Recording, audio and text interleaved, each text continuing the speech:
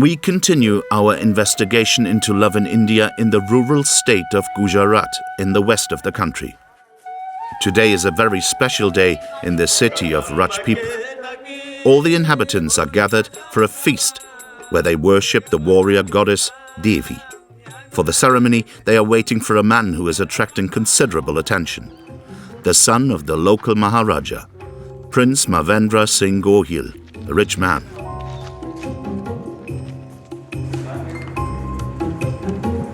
Chalo. Who has many servants, like Champak, 93 years old. I have kind of always dependent on staff to dress me up. His life should be a fairy tale, except that Prince Manvendra is homosexual. In India, it's illegal and punishable by prison.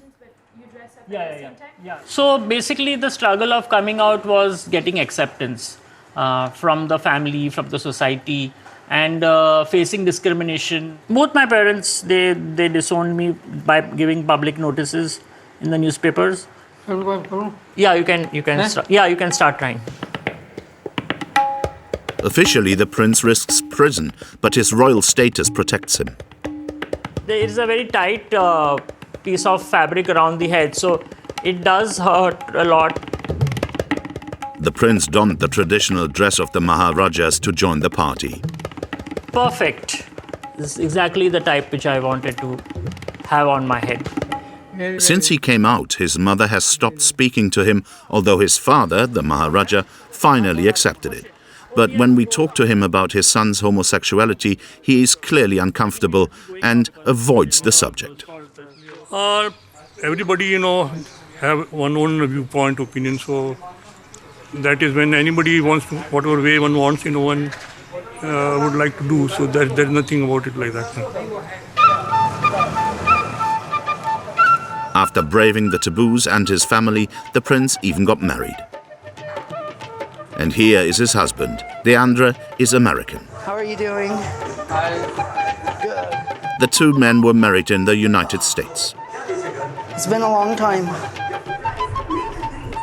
Like, my full title is His Excellency, Ambassador Deandra, Duke of Hanumenteshwar. He invented this title. Since their marriage, Deandra acts like a prince, but he has no official status. So a lot of the people still don't accept that he's married and accept that he's married to a man. And then every now and then you get the occasional email that's threatening you. He's received 100 of these threats by email. I've been paid an amount of money in advance to terminate you. It's extremely difficult to read.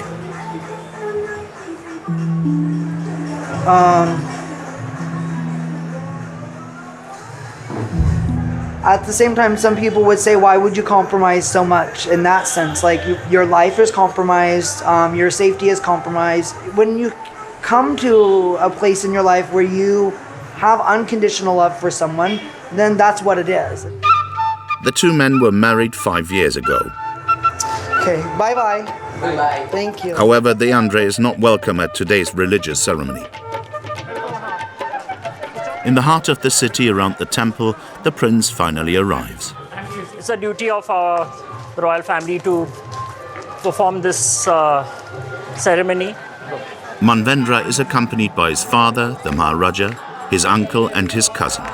Since the creation of the Indian Republic, the royal family no longer has executive powers, but it plays an honorary and religious role.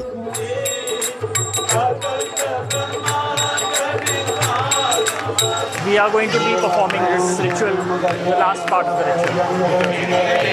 It's very official in that.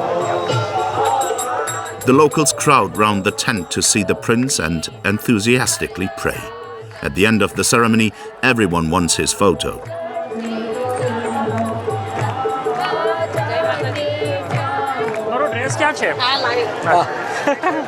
They were shocked. They were not ready to believe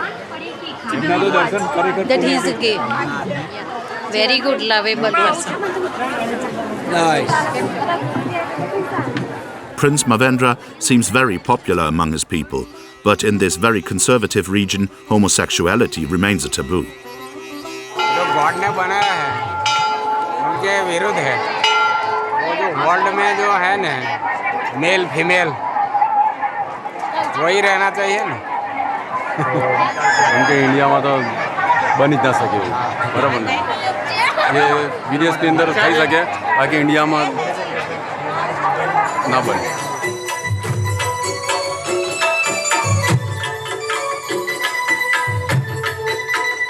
In order not to offend the population more, the prince chose not to live in his father's palace.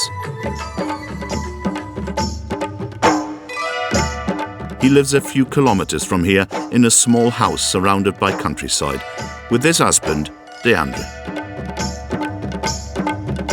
No one likes my ideas. Once they come through, then everyone's like, oh, that's brilliant.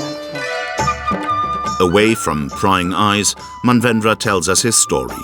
Before he came out, his family had arranged his wedding with a princess. He was 25 years old. Yeah, the marriage never got consummated, though she tried her best to kind of seduce me and to do all the things which a woman would try to do with a husband. Unable to consummate the marriage, the prince and his wife divorced. With his husband, Andrei, he has now found a family and a life.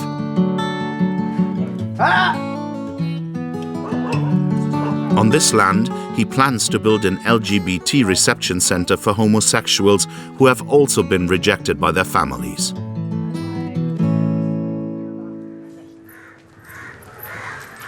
Paradoxically, although homosexuals are not accepted, transgender people have a place in society. In a shanty town in Mumbai, Mona, Chandni, Manu and Raijo are transgender women known as hijras.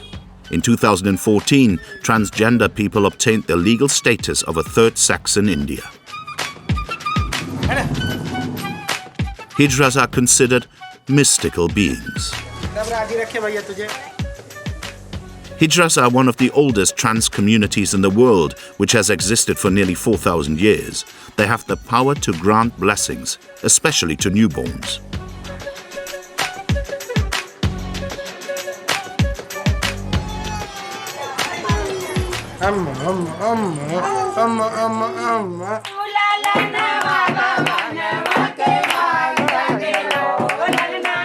Hijras dance and sing a religious song to ensure the child has a good future.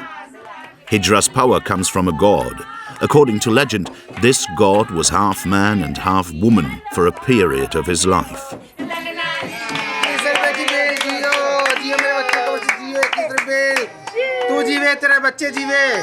हम बच्चे पे से उतारते हैं उनका आला बला लेकर के हिजरे जाते हैं ताकि वो जिए.